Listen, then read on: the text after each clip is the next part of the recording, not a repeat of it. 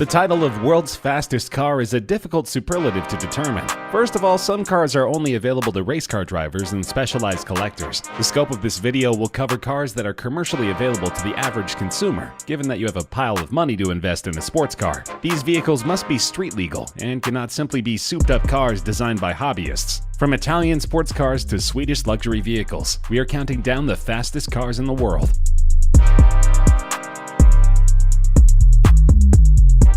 Known as one of the most iconic Italian wedge cars, the Lamborghini Countach was first conceptualized in 1970. The infamous Italian design house Bertone was behind the sleek, futuristic shape and remarkable performance. The Countach made its public debut at the 1971 Geneva Motor Show. The design of the ultra-low two-seater sports car took the world by surprise. Its most captivating parts were, of course, the scissor doors, swinging up and forward. Over the years, these famous doors have become Lamborghini's trademark, right up to the latest Murcielago. But in 1982, Lamborghini opted for a full redesign. The first new Countach was the LP500S. Ferrari had unveiled their Boxer, which was faster than the Countach LP400S, so Lamborghini had to do something. They tried a turbocharged version of the 4.0-liter engine, but because of cooling problems, this project was abandoned at an early stage. Another option was tried out, but in the end, the best thing to do was to increase the displacement up to 4,754 cc by enlarging both the bore and stroke. The resulting LP500S had a top speed of 182 miles per hour, making it one of the fastest cars in the world. Only 321 were produced, and the cars are still highly collectible.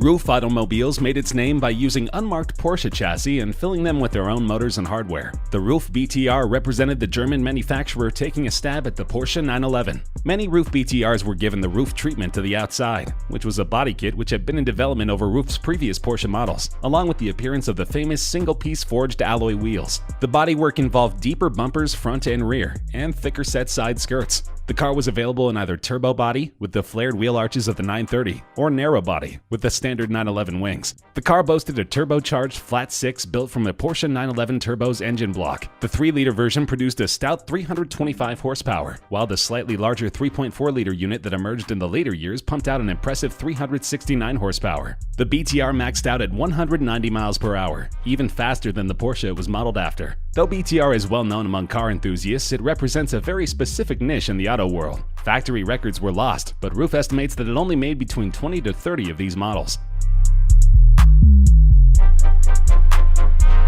Manufactured by German luxury car brand Porsche from 1986 to 1993, the 959 was a complete game-changer when it was released. Upon unveiling the vehicle, it was probably the most technologically advanced car in the world. It had not one but two turbochargers. It made 450 horsepower from just a 2.85-liter engine. It did 0 to 60 miles per hour in 3.6 seconds and topped out at 198 miles per hour. Still impressive figures today. It had computer-controlled variable all-wheel drive. It had driver-adjustable ride height and suspension settings, along with a number of electronic systems which were advanced for the time. Consumers are quite used to these kinds of systems today, but this was radical 30 years ago. Each one of these technologies would have been a big deal at the time. Porsche, then still a relatively small car company, bundled them all together at once. Like most every Porsche ever created, the exterior design of the 959 looks a lot like the 911. It has the same roofline, thick hips, and sloping nose that Porsche fans know and love, but the 959 is bigger and meaner in most every way. The nose is essentially a cheese grater, with its collection of holes, vents, and grills. The body is several inches wider to make room for the wider track of the all-wheel drive system, and that tail is longer to make room for new cooling equipment and that big integrated spoiler.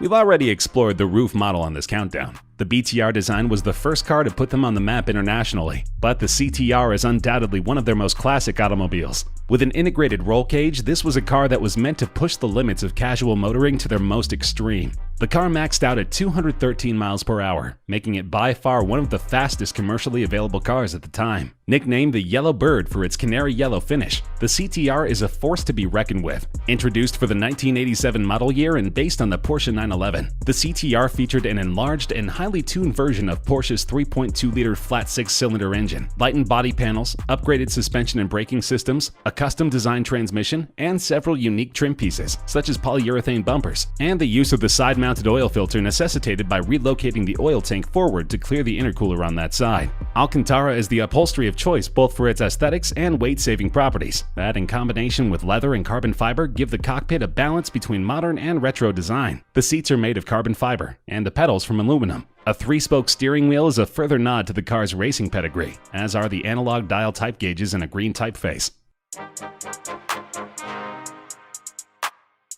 The first British build on our countdown, the McLaren F1 is a truly unique vehicle. With only 106 produced between 1992 and 1998, it's still a major collector's item. On March 31, 1998, it set the record for the fastest production car in the world at 221 miles per hour. As of April 2009, the McLaren F1 is succeeded by 3 faster cars in sheer top speed, but is still the fastest naturally aspirated production car. The idea was born in the late 1980s, when Gordon Murray, the technical director of McLaren's Formula One, began sketching the F1 as a 3-seat supercar. Appointed as head of McLaren cars in 1991, Murray convinced Ron Dennis to build the vehicle and played a key role in the design of the F1. It was unlike any other supercar launched up to that point. It had a race-inspired design, a 3-seat configuration with the driver's seat in the middle, and a comfortable ride for a vehicle of its kind. It was also the first production car to use a carbon fiber monocoque chassis, and the first to bring high-tech and expensive materials such as titanium, magnesium, Kevlar, and gold under the same roof. The South African designer saw this vision through to completion, and the McLaren F1 is still debatably the most classic car that McLaren has ever produced.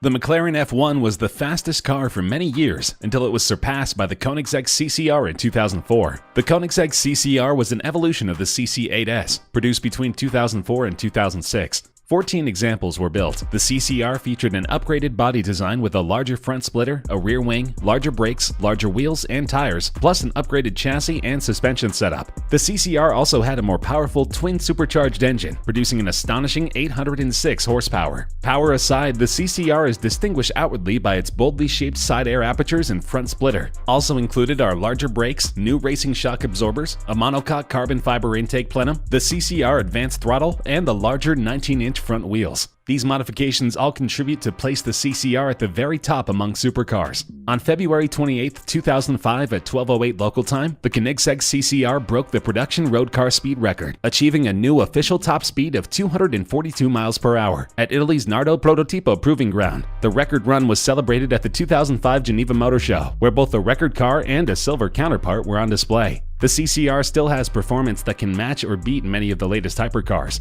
It truly was a car before its time. Though Koenigsegg finally broke the land speed record after almost 10 years, Bugatti stole the title from them mere months later. The super sport version of the Veyron is recognized by Guinness World Records as the fastest street-legal production car in the world, with a top speed of 267 miles per hour. The Veyron Grand Sport Vitesse was the fastest roadster in the world, reaching an average top speed of 254.04 miles per hour in a test on April 6, 2013. Since its launch in 2005, the Bugatti Veyron has been regarded as a supercar of superlative quality. It was a real challenge for developers to fulfill the specifications that the new supercar was supposed to meet: over 1,000 horsepower, a top speed of over 400 kilometers per hour, and the ability to accelerate from 0 to 100 in under 3 seconds. Even experts thought it was impossible to achieve these performance specs on the road. Because of its singular status, these cars go for a minimum of $1.8 million today. However, the manufacturer was no longer producing them, meaning that these cars regularly sell for between $3 and $5 million on the secondary market. The SSC Ultimate Aero TT is not designed for your average amateur motorist. The vehicle was not sold with electronic driver aids such as anti-lock brakes or traction control, as according to designer Jared Shelby, early design philosophy on the car was to make it a driver's car. I wanted a car that you not only throttle with your right foot, but at times you could steer with your right foot and a sensor. The ultra-high-performance Ultimate Aero Twin Turbo set the new world's fastest production car record in 2007 with an average top speed of 256 miles per hour. The record-breaking production car wasn't the first incarnation of the Ultimate Aero to rock up on the scene. 3 years earlier in 2004, SSC, an acronym of Shelby Supercars, had finally established their prototype supercar, which they called the Ultimate Aero. The car's name, while sounding fairly ridiculous, does give some information about certain elements of the car. The aero part of the name, for instance, was in reference to how the car was designed to be as aerodynamic as possible. And when the record-breaking TT version came along in 2007, the TT indicated the use of twin turbos. In the early prototypes before they turbocharged the car, they had used a single supercharger instead. That's right, there are 2 Bugatti Veyrons in the top 5 fastest cars in the world, though its top speed at 258 miles per hour is only 5 miles per hour faster than the previous model. It was enough to knock the SSC Ultimate Aero out of the top spot. No vehicle of the 21st century has created such a stir as the Bugatti Veyron, because no vehicle in the 21st century has produced performance figures like the Bugatti Veyron. Like the Ferrari Testarossa and Lamborghini Countach, this car would become a fixture on many a child's bedroom wall, inspiring future generations of automotive enthusiasts and speed freaks. Nearly 6 years would pass as the Veyron went from concept to production, and there must have been tears in the eyes of those who worked on the car when the production version finally appeared at the Tokyo Motor Show in October 2005, where they had achieved what many thought to be impossible. With the 2010 upgrade, Bugatti packed the engine with even more power and allowed customers to customize their vehicles until the model was discontinued in 2015. Rest assured that the Veyron will remain one of the world's most collectible cars for decades to come.